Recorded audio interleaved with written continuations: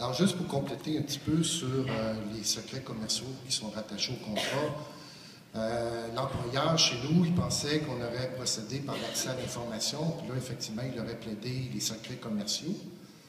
Malheureusement, pour lui, quand on l'a rencontré, on lui a dit, ben écoute, mon petit pit, on a un article 29 dans notre convention collective, tu es obligé de nous les donner, puis si tu ne les donnes pas, ça va être le grief, l'arbitrage accéléré, puis tu vas être forcé de nous les donner.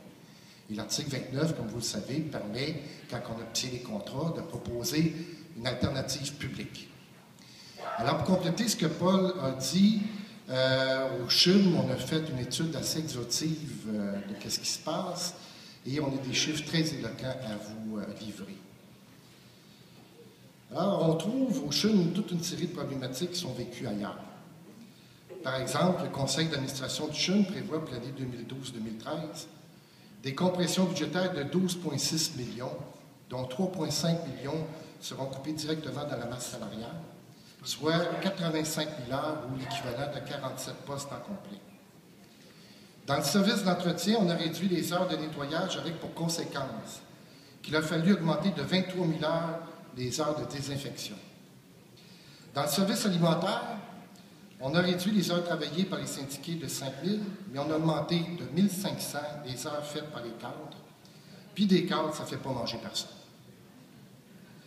Dans le CHUM, en 2007 et 2012, on a augmenté de 11 % le nombre de cadres pour en arriver à un cadre pour 25 employés. En somme, plus on diminue le nombre de rameurs qui font le travail, plus on augmente le nombre de ceux qui fouettent les rameurs. La précarité va aussi en augmentant. En 2011-2012, il y a eu environ 3 900 000 heures faites par la liste de rappel, soit une augmentation de 5 % sur l'année d'avant. La précarité est intimement liée aux tentatives de privatisation du service dans le mouvement CHUM. En construction, la direction du CHUM veut maintenant de plus en plus de gens précaires possibles pour se faciliter la tâche de privatiser des services tout en contournant les règles de la sécurité de l'emploi. Toutes ces compressions, ces réductions de personnel, la pression accrue des patrons, la précarité et l'augmentation du vente aux tâches ont pour effet que le taux de rétention du personnel est catastrophique. En 2011, 1518 personnes ont quitté l'établissement. Pour les remplacer, le CHUM a embauché 1560 personnes, dont plus de 40 % n'ont pas fait un an et sont partis.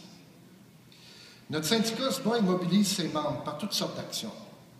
On est allé à la rencontre des membres dans leur département, on a relancé la mobilisation à la base à partir de leurs revendications et nous avons mené toutes sortes d'actions. On a même fait une manifestation des employés de la liste de rappel en plein mois de juillet. Nos actions ont porté fruit et l'employeur a accepté cet automne d'afficher 500 postes. C'est un premier pas pour nos membres.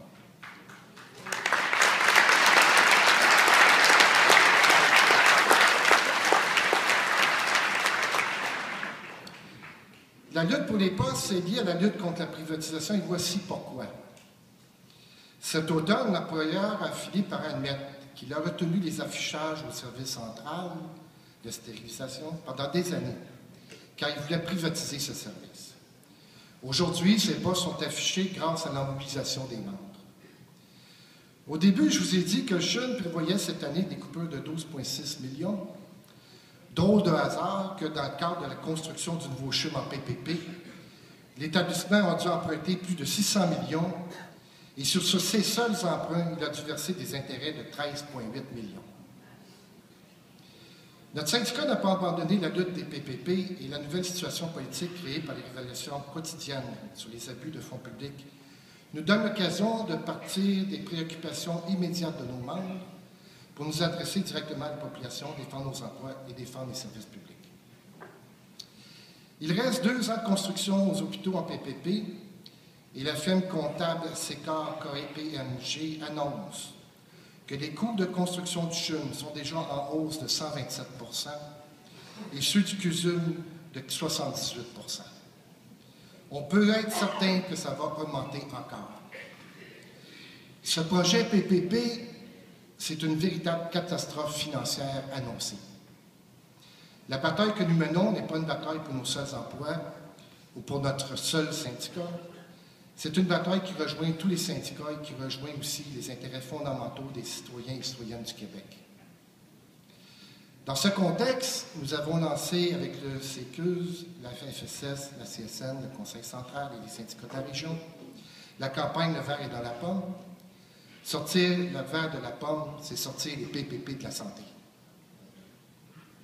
Nous sommes mobilisés pour défendre deux premiers services immédiatement menacés de privatisation dans les nouveaux hôpitaux en construction, soit l'approvisionnement et les métiers spécialisés.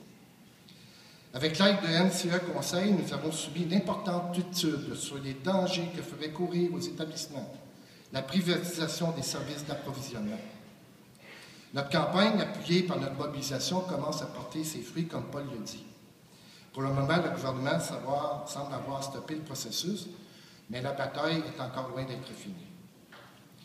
Les dangers d'abus des fonds publics sont très clairs dans ce projet. Imaginez un contrat de 30 ans où une firme privée aurait le monopole de fournir les 81 000 produits qui rentrent dans ces méga hôpitaux. Ce serait aussi grave que de laisser les firmes privées de génie conseil contrôler nos travaux publics et ça donnerait les mêmes résultats. En ce qui concerne les métiers spécialisés, nous avons obtenu, grâce à l'accès à l'information, des chiffres étonnants. On sait que depuis des années, notre employeur pratique une politique d'attrition qu'il ne remplace pas les ouvriers qui prennent leur retraite. Alors, faute de salariés réseau, il faut bien que quelqu'un fasse le travail.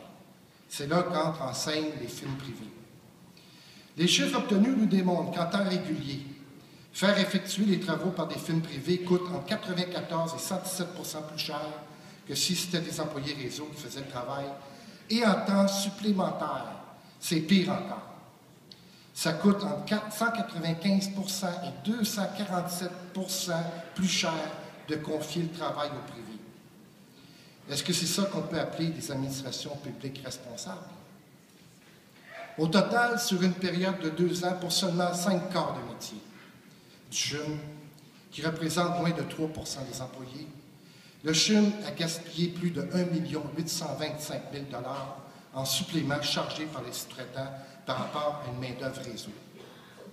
Imaginez le gaspillage à la grandeur de la province pour l'ensemble de nos types d'emplois. Notre campagne, Le verre dans la pomme, nous la menons avec le CUSUM, le syndicat du CUSUM, avec qui nous avons tenu un conseil syndical conjoint le 5 novembre, et une manifestation le même jour où le président de la CSN a pris la parole et les syndicats de la région ont largement participé à cette action. Je vais rajouter 2 choses. Les membres du conseil d'administration du CHUM, ce n'est pas des gens qui ont passé intéressant quant à la défense des intérêts publics. Entre autres, il y a Hélène Desmarais, la femme de l'autre. Notre syndicat, grâce à une campagne virulente, a réussi à faire élire un membre d'exécutif au conseil d'administration, le camarade Pierre Fontaine. Alors, pour les plus vieux ici, qui connaissent certainement Pierre Fontaine, ça doit être assez drôle de voir Pierre assis à la même table qu'Hélène Desmarais. Pierre ne doit pas être vraiment content. Derrière ces gens qui sont de conseil d'administration, il y a tout un projet. Il y a un projet de monde qui ont une volonté de privatiser des grands pans du système public. Et puis le projet, on doit se le dire, c'est d'étouffer financièrement le système public dans sa capacité d'offrir des soins de santé et de services sociaux pour que ça s'en aille vers le privé. C'est ça le projet, puis il faut se le dire. Je vais terminer par un dernier exemple. Actuellement, les 3 sites du CHUM, Hôtel-Dieu, Saint-Luc et Notre-Dame, on dessert seulement l'urgence 110 000 personnes qu'on reçoit chaque année.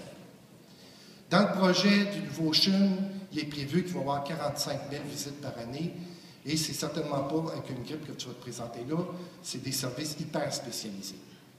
Alors, où vont aller les 60 000 autres? Il est prévu qu'ils ferment l'Hôtel-Dieu, ils vont bâtir à l'hôpital, ce qui est annoncé 225 lits. C'est certainement pas l'hôpital Notre-Dame qui va pouvoir desservir toutes ces personnes dans les urgences. Puis nos urgences sont déjà bondées. C'est quoi le projet? C'est détourner cette clientèle-là vers des cliniques privées. C'est ça le projet. Notre bataille, Le verre dans la pomme, ne fait que commencer.